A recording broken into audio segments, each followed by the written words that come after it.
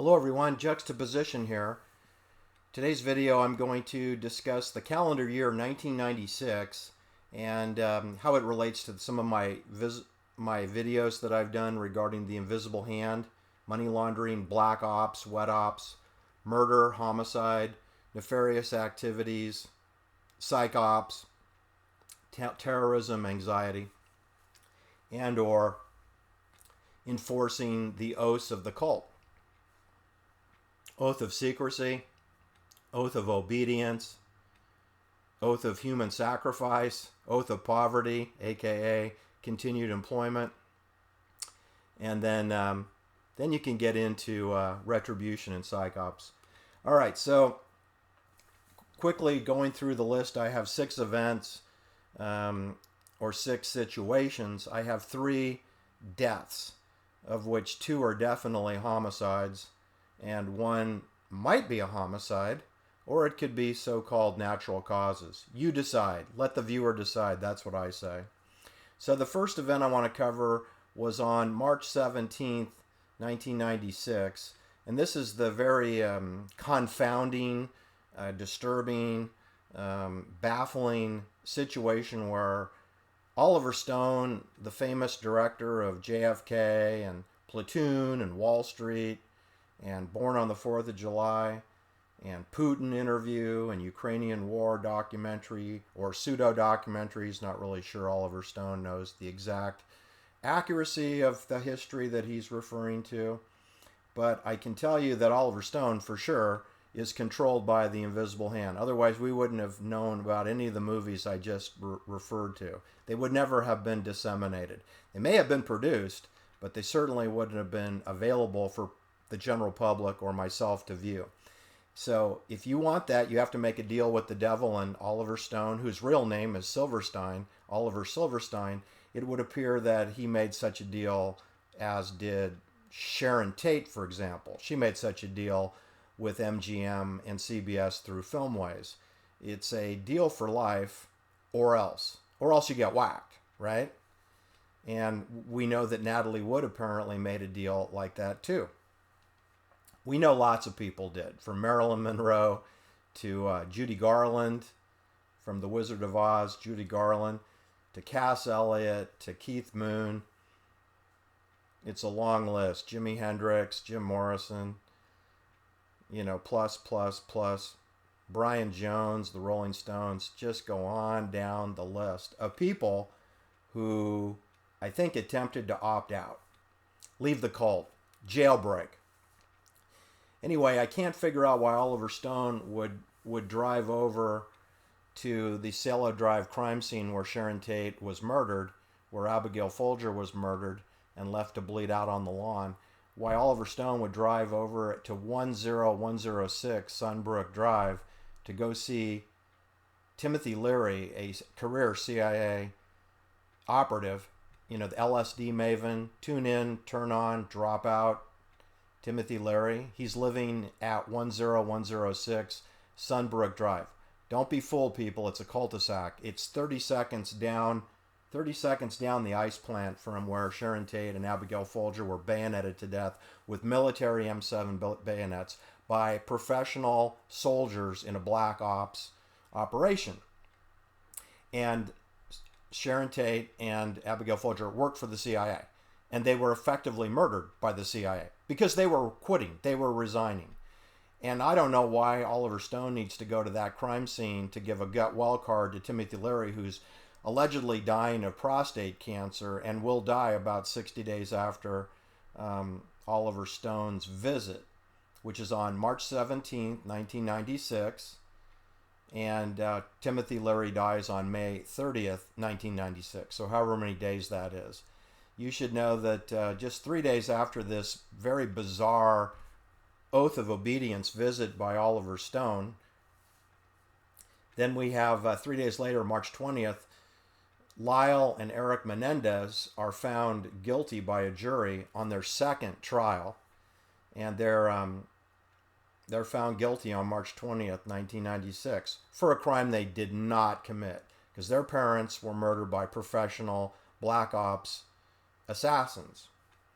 Then on April 27th, 1996, about 40 days after the Oliver Stone visit to Timothy Leary, who is lifetime CIA person, we have the murder of William Egan Colby at age 76. And that was in his kitchen at the Rock Point, Maryland fishing cabin that he owned. And he was murdered, I think, about 8:45 p.m. And he disappeared for 9 days, then reappeared dead as a doornail on a beach 1 kilometer away from his kitchen. I'm calling that a professional murder by professional people, just like the Sharon Tate murders, just like the Jose Menendez murders. We have the William Egan Colby murders. Timothy Leary passes away the next month on May 30th at age 75. He's a career CIA. All right? So far we have William Colby being murdered. Then we have Timothy Leary dying of prostate cancer. I'm not calling that a murder, but it is in close proximity to William Colby's murder. And both of those knuckleheads spent their entire professional adult lives working for CIA. And they both died within 30 days of each other. Okay? William Colby died on April 27th, 1996. And Timothy Leary died on May 30th, 1996. And Oliver Stone paid homage to Timothy Leary, a CIA spook. That makes Oliver Stone a CIA partner. That's what that makes him in my book. Then on July 2nd, 1996, we had the Judge Stanley Weisburg preside over the sentencing of Erik and Lyle Menendez, giving these two young boys life imprisonment without the possibility of parole. Now, this is 7 years after their parents were murdered, right? And these two kids would never have been arrested. Never. They never would have been arrested and never been charged with the murders of their parents, were it not for a patient of Jerome Oziel, a psychologist in Beverly Hills, and she's having an affair with Jerome Oziel, and she's taking drugs, and Jerome Oziel breaks up with her because he's married and has a daughter, and she gets mad at him, so she goes to the Beverly Hills Police Department to make rape charges against her psychologist, the same psychologist that's seen Erik Menendez. And then she tells a story that the Menendez brothers murdered their parents, and that her boyfriend / lover / married boyfriend, Jerome Oziel, said that they did it and told her so. Anyway, without that testimony, without that police report, Erik Menendez would be out and about today, along with his older brother Lyle, who were 18 and 21 years old when their parents were brutally murdered in a home they didn't belong to. It was a temporary home whilst they were finishing up the remodeling of their Calabasas ranch property, 14 acres in Calabasas, which is 18 miles to the northwest of this Beverly Hills home, which was home to Elton John and Michael Jackson before Jose and Kitty Menendez moved in there. So it's a surveillance house, people, just in the same way that Cielo Drive is a surveillance house for parties, scandalous activities, and perhaps a murder.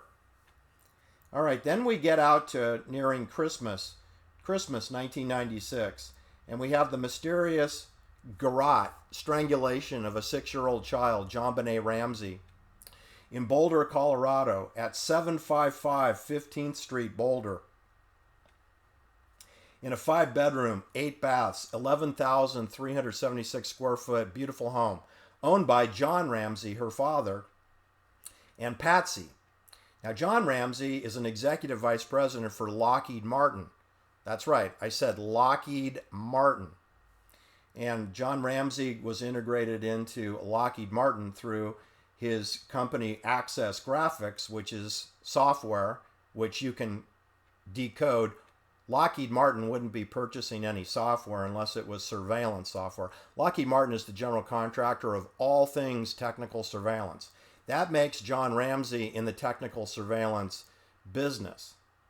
And he started out with Advanced Products Group, which was then merged into Access Graphics in much the way that Noam Bloom's porno business was integrated into Carolco Pictures, which was really a part of Columbia Pictures, CBS, Masonic Eye, and Warner Brothers, because that's who Carolco Pictures did business with: MGM, Paramount, CBS, Columbia Pictures, and all the former employees of Mason International, which was a part of CBS, essentially worked at Carolco Pictures, which is a CIA name of a CIA defunct company down in Panama, Banana Land, where all the drug processing goes on down that way. And the CIA invisible hand has a lot to do with everything that happens in Honduras, Belize, which is an expatriate enclave for clandestine service, British intelligence and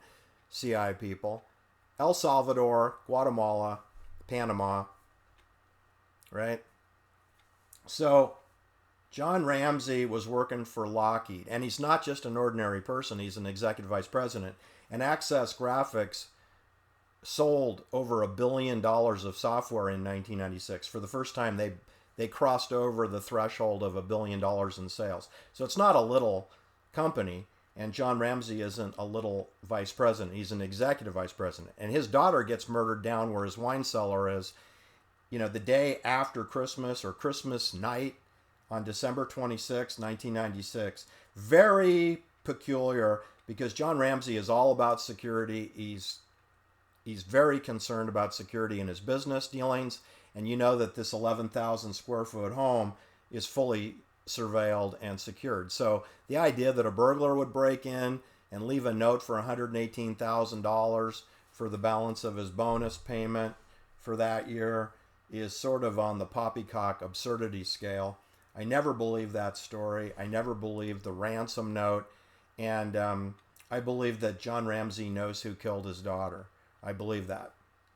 And I believe it was a part of a cult ritual having to do with the invisible hand, and much in the way that Colonel Paul Tate's daughter, Sharon, was murdered, much in the way that Peter Folger's daughter, Abigail Folger, was murdered, much in the way that Enos Mejia's daughter, Abigail Folger, was murdered. You see, and that's a clandestine murder, people. The John Benet Ramsey, without looking at any of the facts of the case, you already know it's a clandestine service murder. You know that because Vanity Fair is involved. You know that Lawrence Schiller is involved. Guess what? Vanity Fair and Lawrence Schiller are involved in the cover-up of the Sharon Tate murder, right? That's right. They were. Vogue magazine was involved too. Playboy magazine and Esquire, they were involved too. And guess who was involved in the O.J. Simpson case? Vanity Fair, Lawrence Schiller, yeah. So you know, and William Colby, who got murdered in 1986, his son was involved with the O.J. Simpson murder case, Carl Colby. So you know that the O.J. Simpson murder of Nicole Brown and Ron Goldman has an element of clandestine services activities, because certainly the jury did not get the verdict correct in that case. And look at the judge that they had. My God, what a disgrace. What a disgrace. Everything about that trial was a disgrace. And the Menendez case was a disgrace. It took 6.5 years to convict these innocent boys. The only difference between the OJ case, which only took about a year, is the time. The Menendez took 6 years longer. And the Charlie Manson, that went quick like a bunny rabbit. That went real quick. Because there was no defense offered. There was no defense offered in the OJ case, and he still was acquitted anyway. That's how screwed up that case was. So what I'm telling you, without getting into too many particulars, if you see Lawrence Schiller, typing up books, it's CIA, okay? Because he works for CIA in terms of fake news and fake books. And Vanity Fair, fake. In other words, they want to get your eyes off the bullseye. They don't want you focused on what's really going on here. All right, that's it for today. Just wanted to mention that 1996 was a busy year, as I think every year is busier with the clandestine services. I think this is what they do. They whack people for a variety of reasons. Obviously, if you have loose lips and you're telling stories to your psychologist, like Abigail Folger was, like Erik Menendez might have been, with respect to what his father actually did for a living, which is work in the porn industry, and was working in the porn industry undoubtedly when he was at RCA. It's just we don't talk about that, right? And when you have people like Oliver Stone, whose father's name is Silverstein, going over to visit Timothy Leary, who's a career CIA maven, that's a cult ritual, right? Just like John Frankenheimer driving Robert Kennedy to his death by a Lockheed employee, Thane Eugene Caesar. So don't be surprised if you find out that John Ramsey's daughter, John Benet, was murdered. I mean, Lockheed is very often involved with murders and assassination. Francis Gary Powers was murdered. He was a Lockheed employee for dozens of years. All right? John Benet Ramsey was murdered by garrote. It wasn't a suicide. It was a murder. A 6-year-old little child garroted. Robert Kennedy was murdered by Thane Eugene Caesar, who was a temporary Ambassador Hotel security night. That night only. His first and only gig as a security guard. And he worked for the skunk works at Lockheed at the Burbank Hollywood Airport. He also was controlled by Robert Mayhew, you may know, worked for Howard Hughes Aircraft. So he's a spook for the aerospace business, which would include Hughes Aircraft and Lockheed Martin, which is where John Ramsey was executive vice president. So it's pretty simple math. I'll let you do the calculation, but whenever I see Lawrence Schiller pop up, in a rice field, I figure he's working for the CIA. Take care. Bye-bye.